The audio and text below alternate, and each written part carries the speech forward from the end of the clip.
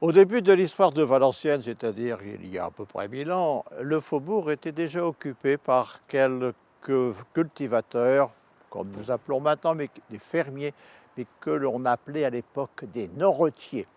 Leur rôle essentiellement, c'était d'élever des vaches pour fournir du lait aux enfants de Valenciennes. Puis, lorsque le faubourg est devenu un centre spécialisé dans la blanchisserie des toiles, la population est évidemment augmentée. Et très vite, à l'époque où tout le monde était croyant, on a pensé à créer une église pour les habitants de ce faubourg.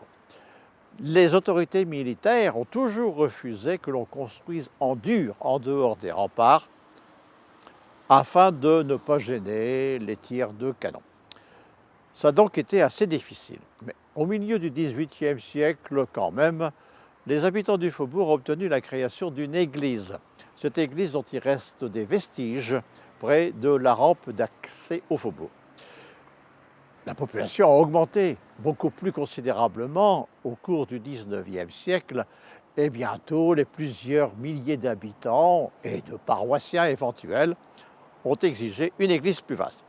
On a donc construit une vaste église néo-gothique au milieu de la rue principale du faubourg, donnant sur une petite place que l'on appelait la place des Agaces, en dialecte valenciennois, c'est-à-dire la place des Agaches, qui existe toujours.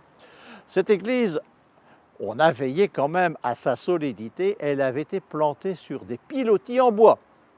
Or, ces pilotis ont pourri à la suite de la baisse de la nappe phréatique, et en 1980, il n'y a donc pas tellement longtemps, on a dû se résoudre à abattre cette église qui menaçait ruine. Cette église se trouvait exactement à l'emplacement où nous sommes actuellement, l'espace qui est maintenant occupé par une école maternelle. Le lieu de culte s'est transféré à proximité dans l'ancienne salle paroissiale, la salle Jeanne d'Arc, qui a eu pendant très longtemps une activité intense dans le secteur de l'association de la jeunesse catholique.